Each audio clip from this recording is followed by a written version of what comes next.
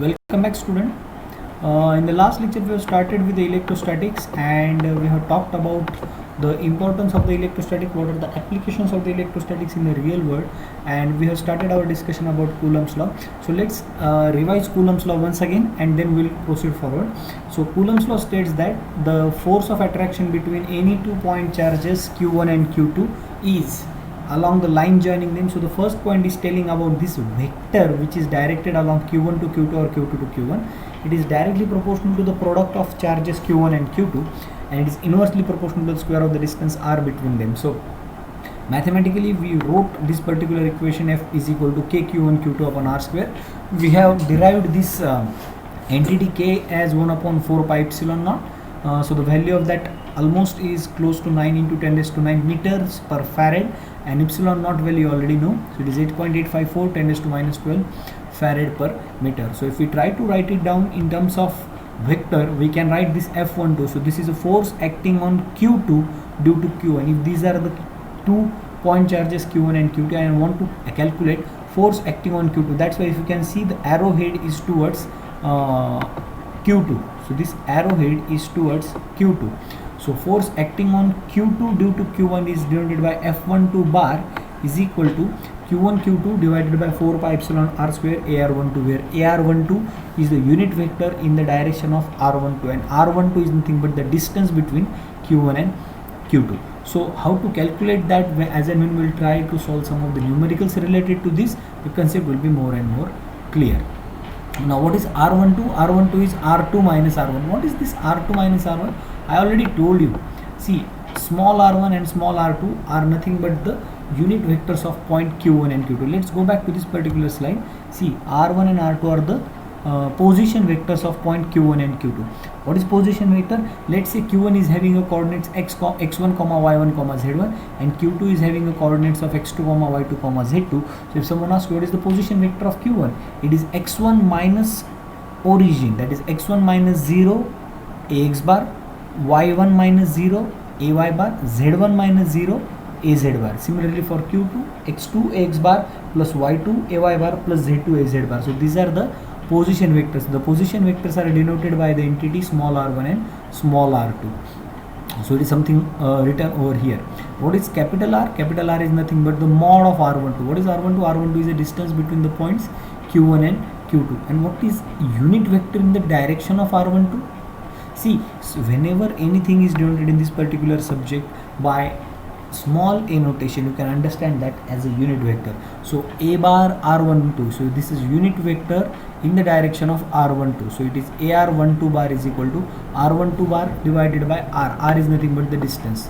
So always remember, unit vector in the direction of a bar is a bar upon mod of a bar. Similarly, if I want to calculate unit vector in the direction of r12 bar, it will be r12 bar upon r. So putting these equations, equation 3 and equation 2, we'll get F12 bar is equal to Q1 Q2 4 pi epsilon r cube. How this becomes r cube? Because I have replaced AR12 bar as R12 bar upon R1, that is R1 mod of R12, that is nothing but r, that r square and r combination becomes r cube. And finally I calculated F12 bar as Q1 Q2 upon 4 pi epsilon r cube R12. So let's solve for the next thing, that is F12 is Q1 Q2. We can calculate it is what is R12 is nothing but the R2 minus R1. Let's go back to this particular slide. So R12 is nothing but the position vector R2 minus position vector R1. So R12 is we can calculate from R2 minus R1. So once we have a position vector R2 and R1, we can calculate the distance R12 by just simply subtracting coordinates of R1 from R2 to get R12. So we can get R2 minus R1. These are, once again, these are position vectors. So this is a vector entity, and finally 4 pi epsilon naught. And how we are getting this capital R as a distance is nothing but the distance between the 2 points Q1 and Q2. So that we can get from this R2 minus R1. This is mod cube. So this in the numerator, if you are able to see, is a vector entity. In the denominator, it is a scalar entity.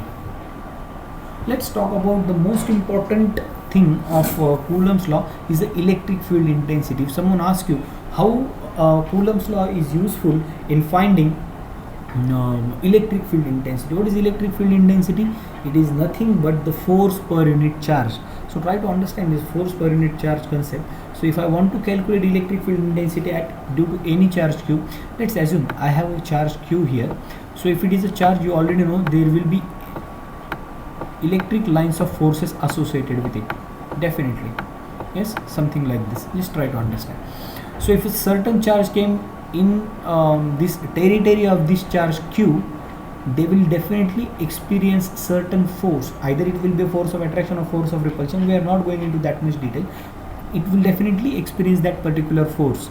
So if another charge comes in this thing, so it is under the influence of the field associated with this charge, and the field associated with this charge is nothing but E bar. So electric field intensity E bar is denoted by F bar upon Q, force per unit charge. So one can understand the unit of E bar. So it is force per charge, that is unit will be Newton per Coulomb. Newton per Coulomb. Even its unit is volts per meter, that we will talk about. So electric field intensity is nothing but the force per unit charge when placed in an electric field. So it is a force experience per unit charge.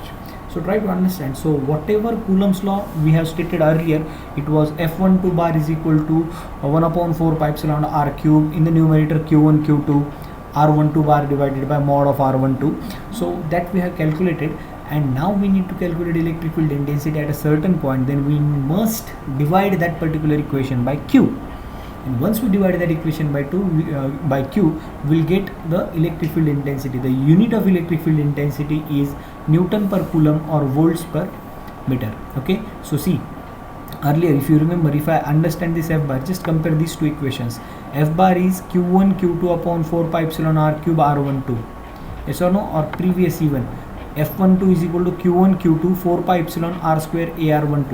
Now what I will do, I will take this q2 in the denominator of F12. If I take this q2 in the denominator of F12, so it is force per unit charge. Force per unit charge means nothing but E bar. So I will get equation of E bar. So E bar is equal to q1, and already q2 has gone into the denominator. So E12 bar is equal to q1 upon 4 pi epsilon r square ar12 bar. So that's the only change. While calculating the force, there are two charges that we need to multiply.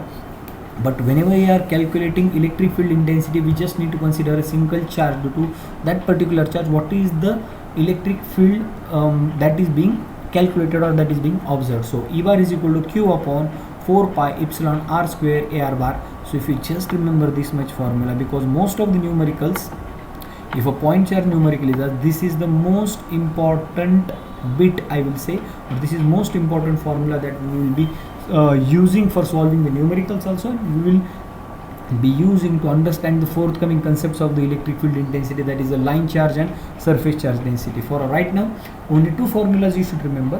Force F12 is q1 q2 upon 4 pi epsilon r square ar cap or ar bar, and for the electric field intensity it is q1 q2 divided by 4 pi epsilon, sorry, it is just q1 q divided by 4 pi epsilon r square ar bar. So that's it. What is this ar bar? Once again, small r means it is a unit vector in the direction of r, so it will be calculated by r bar upon mod of r bar. So this is ar cap.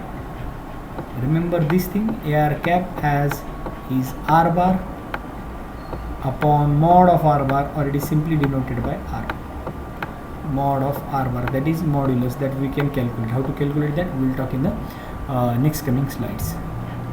So let's try to solve this particular numerical. You just go through this numerical, what exactly it is. I will help you in solving first numerical, that is a 2 point charges are located at this particular point. Calculate the electric force on a 10 nanocoulomb charge located at 031 and the electric field intensity at that particular point. So we'll try to solve this first numerical. Once we'll get the answer, we'll try to solve this numerical, these two numericals in the next coming lecture. So once you calculate a force, the most important thing is calculation of E bar, which is asked in the second numerical. We'll try to solve this two numerical in the next coming lecture, so that the concept will be more and more clear to you. Okay, so till then, happy learning. Thank you very much.